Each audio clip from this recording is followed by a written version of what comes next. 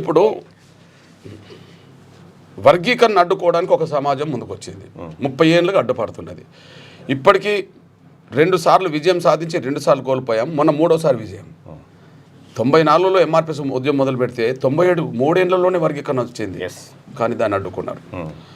మళ్ళీ 2000 సంవత్సరంలో మళ్ళీ వర్గీకరణ సాధిస్తే 2004లో అడ్డుకున్నారు.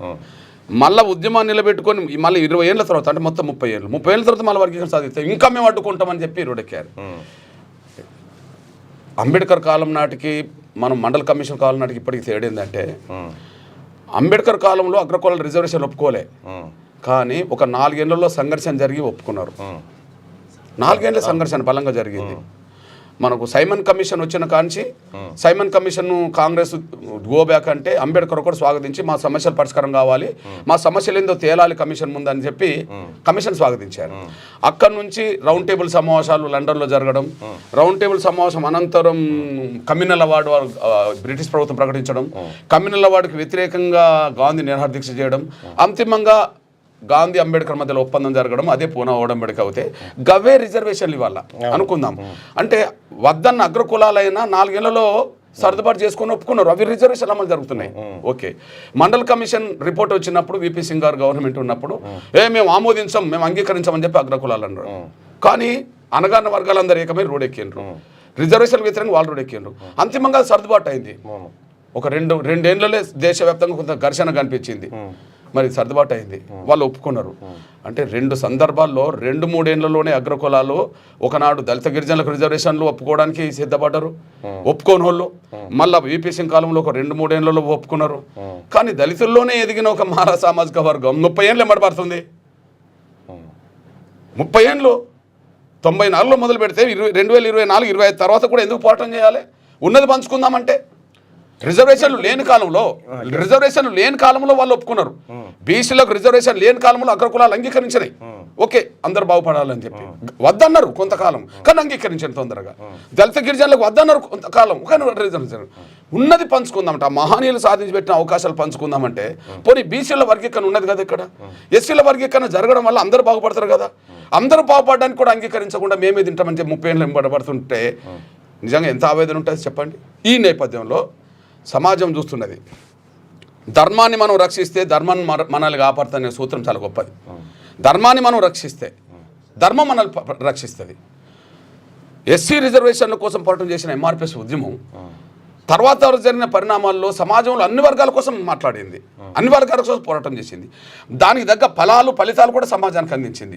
కొన్ని పథకాల రూపంగా, ఆరోగ్యశ్రీ పథకం రూపంగా, పెన్షన్ల రూపంగా, ఇతర రూపంగా, లేదా మన మహిళలకు ఎక్కడన్నా అన్యాయం అవమానాలు జరిగినప్పుడు వాళ్ళ రూపంగా, మన బలహీన వర్గాలకు ఎక్కడన్నా అన్యాయం జరిగితే వాళ్ళ రూపంగా, సమాజానికి మొత్తం ఆయా సమయంలో మన పాత్ర పోషించడం వల్ల ఇవాళ సమాజం ఎటువైపు నిలబడ్డది.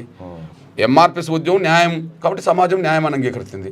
కాదు, ఇంతకాలం పోరాటం చేస్తున్నా ఇంకా వాళ్ళు అడ్డం పడుతున్నారు, అన్నకు బలంగా అండకు నిలబడాలని చెప్పి ఇవాళ మాదిగ ఉద్యమం సమాజంలో ఉండబడి అన్ని వర్గాల మద్దతుతో ముందుకు సాగుతున్నది కదా. మీరు చూస్తున్నారు, సమాజంలో అన్ని వర్గాల మద్దతు ఉన్నది. ఇదన్న వాళ్ళకి అర్థం కావాలి. ఎవరికి? వర్గీకరణ వ్యతిరేకించిన వాళ్ళకు మనం ఒంటరి వాళ్ళం అవుతున్నాము. మన పీడిత వర్గాల నుంచి కాదు, సమాజం నుంచే మనం దూరం అవుతున్నాము. కృష్ణ, ఒక పాయింట్ ఏంటంటే, సో ఏదైనా ఏ సమస్య అయినా చర్చలతో పరిష్కారం అనేది ఒక ప్రధానంగా మనం చరిత్ర నుంచి చూస్తూ ఉన్నాం. అనేక దఫాలుగా చర్చలు జరిగి అనేక సమస్యలు పరిష్కారం అయినాయి.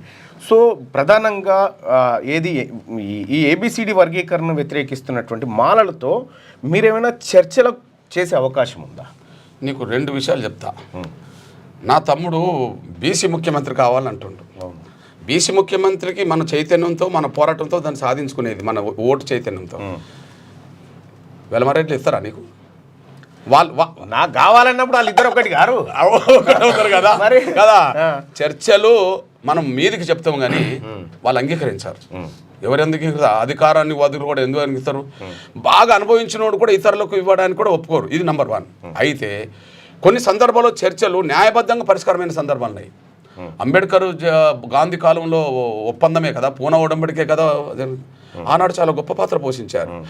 ఆ స్ఫూర్తితోటి 99లో ఎంఆర్పిఎస్ మాల మహానాడు నాయకుల మధ్యలో చర్చలు జరిగినాయి మీరు అన్నట్టుగా. అప్పుడు రాష్ట్రపతి ఆమోదం కోసం వర్గీకరణ అంశం వెళ్ళింది. అప్పుడు ఒక వర్ధన్ అని ఒక స్వచ్ఛంద సంస్థకు సంబంధించిన నడిపే ఒక మాల పెద్ద ఎన్నింట్లోనే మాల మహానాడు అప్పుడు పివి రావు గారు పనిచేస్తున్నాడు. అప్పుడు పివి రావు తర్వాత జోపుడి ప్రభాకర్ ఉన్నాడు. కానీ చర్చలు జరిగినాయి. దానికి సాక్ష్యం మల్లు రవి. అప్పుడు 2 విషయాలు అనుకున్నాం చర్చలో. ఒప్పందం పత్రం ఒకటి, దళితుల మధ్యలో అసమానతలు ఉన్నాయి, వితింది దళితుల మధ్యలో అసమానతలు ఉన్నాయి.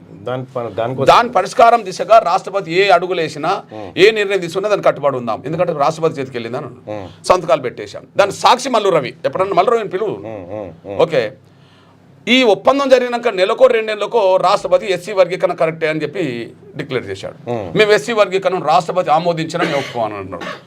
మరి ఉల్లంఘన అంబేద్కర్ గాంధీ మధ్యలో జరిగిన ఒప్పందాన్ని అగ్రకులాలు గౌరవించినాయి, రిజర్వేషన్ అమర్చినాయి కదా. తోటి మాలలతో నేను కూర్చొని ఒప్పందం పెంచుకున్నా కదా, అంటే ఈ ఇంకా గ్యాప్ రావద్దని చెప్పి.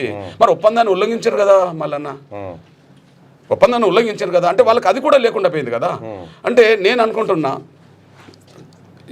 ఒకరు అవకాశాలు దోచుకోవాలని మనస్తత్వం ఉన్న వాళ్ళంతా ఈజీగా రారు. వాళ్ళు యుద్ధంలో ఓడించాల్సిందే, ధర్మ యుద్ధంలో ఓడించాల్సిందే. ఆ ధర్మ యుద్ధానికి సమాజం అంతా అండగా ఉండాలని మరి అల్లుడుగానో అండగా ఉంటున్నా, అల్లుడుగా అండగుంటా, అన్ని రకాలుగా అండగుంటా, ప్రధానంగా ఒక బీసీగా అండగుంటాం మేము. బీసీగా అండగా లైక్ చేయండి,